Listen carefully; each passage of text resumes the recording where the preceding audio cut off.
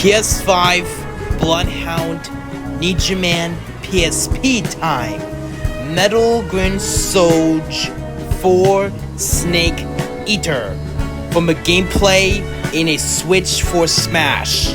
It's gonna be liking the fighting for the mountains, for the hikes, for the flowers, for the battles. PlayStation 5 of Bloodhound Leo I Lion. It's gonna be liking guys from a soldier, from a snake eater, from a lady and man. It's gonna be liking guys for the. It's gonna be a boss battle for final ends. It's gonna be liking guys for the Switch. Alright guys, have fun PSP. That's right. What the hell was he working on? At the time, we had no idea. We were running out of time. It was either give up Sokolov or risk full-scale nuclear war. In the end, we had no choice. President Kennedy gave in to Khrushchev's demand. The next day, I got Sokolov out of the hospital, handed him over to agents on the eastern side. Sokolov kept on screaming, "Save me," until he disappeared from my sight. Then a month ago, we received some new information from one of our moles. About Sokolov? Yes, he was taken back to the research facility and forced to continue working on the weapon in question under KGB supervision. What's more, it's on the verge of completion. So what kind of weapon is it? Something to do with space rockets? No, missiles. Same technology. I guess you're right. We don't know the details, but it appears to be a new kind of nuclear device. For half a year now, the Soviets have been conducting frequent nuclear tests at Semipalatinsk. Something to do with the weapon, I assume. We're talking about a secret weapon so big that Khrushchev was ready to pull out of Cuba to get it back. Is Sokolov still in the facility? No, according to our intelligence, he's in Selino Yarsk, a place in the mountains about 3 miles to the west that's known as the Virgin Cliffs. The Virgin Cliffs. Nice name for a virtuous mission. They moved him there just recently. Why? Apparently, they're conducting a field test of the weapon, but it's our best chance to get him back. This mission would never have been possible if he was still in the research facility. This is our last chance. Sokolov must have known that too when he contacted us.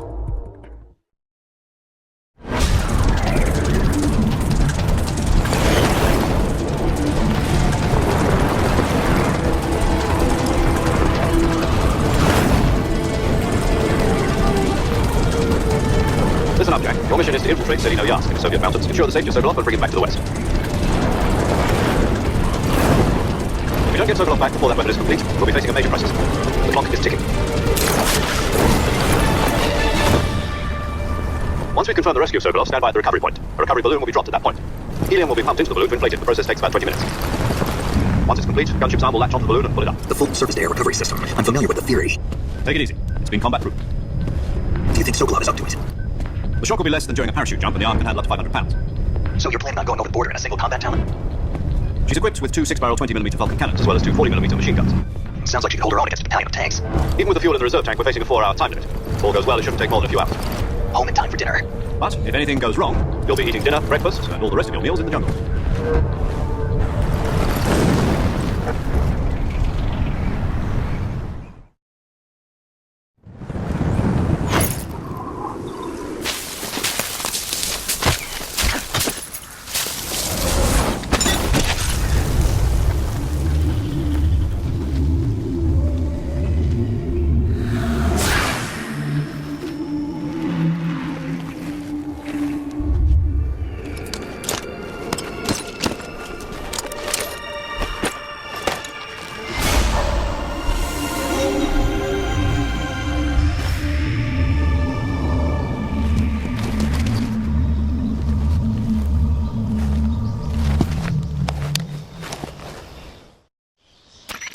Do you copy? You're already in enemy territory, and somebody might be listening in. From here on out, we'll be using code names to refer to each other. Your code name for this mission will be Naked Snake. I'll be referring to you as Snake from now on. You're not to mention your real name. Snake? What, you don't like snakes? What do you mean? Well, you've eaten one before, haven't you? In survival training. I'm glad to hear that. I don't know if I'd ever order one in a restaurant, but... Be careful, you might not have a choice. What about you, Major? What should I call you? Let's see. I'll be Tom. Call me Major Tom. This will be a sneaking mission. You must not be seen by the enemy. You must leave no trace of your presence. Is that clear? This kind of infiltration is the Fox unit's speciality. In other words, weapons and equipment are procured on site. That goes for food as well. You're completely naked, just as your name implies. Great. Now I see why you asked me if I liked snakes. I suppose calling me Snake was your idea of a joke, too. No, there's a good reason for that. I'll tell you later when the time is right. Gotcha. Getting back to the subject, how exactly am I supposed to feed myself? You've been issued a knife and a tranquilizer gun. Use them to hunt for food. You'll also find some medical supplies in your backpack. Yeah, about the backpack. I lost it in a tree on the way down. I see. Well, you better go back and get it then. You know where it is? No problem. I can see it from here. It's stuck on a branch. To climb a tree, stand in front of a tree that's covered in ivy and press the action button. I'll be monitoring your progress over the radio. We can't risk violating Soviet airspace, but I'll be in the gunship. My frequency is 140.85. I'll give you a call if I need to talk to you. If you need to talk to me, use the send function. Okay, Snake, go get your backpack.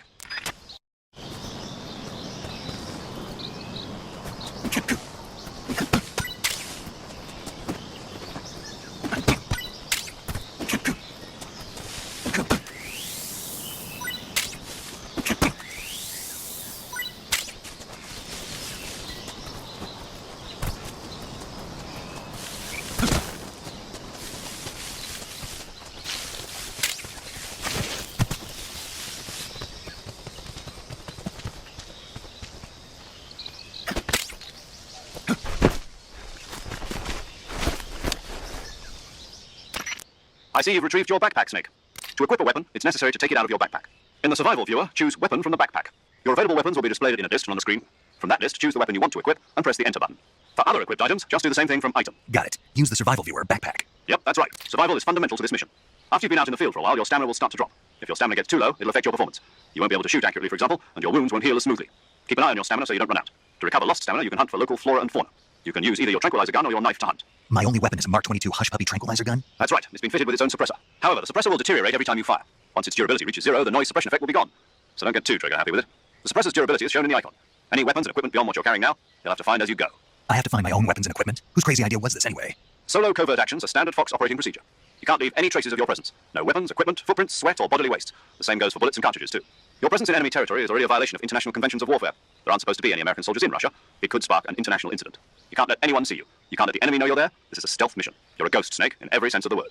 And there'll be no rescue if you're captured. The military and US government will deny any involvement in the affair. Then I'll just have to take care of myself, huh? I'm afraid so. You've been given a fake death pill for that purpose.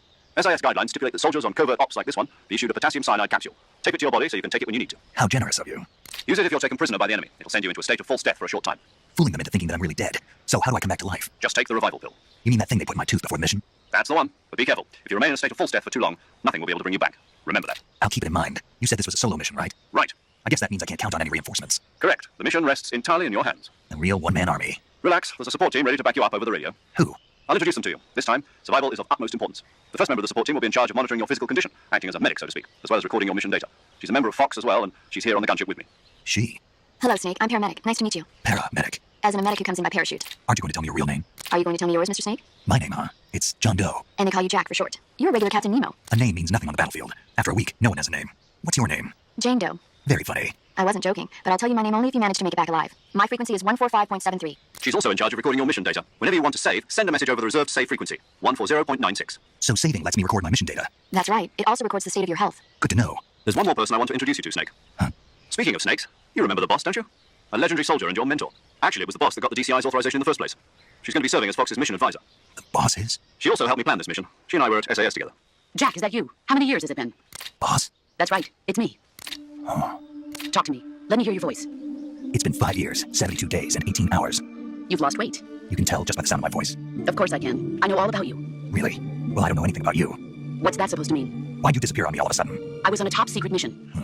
You didn't need me anymore. But there were still so many things I wanted you to teach me. No, I taught you everything you needed to know about fighting techniques. I taught you all I could.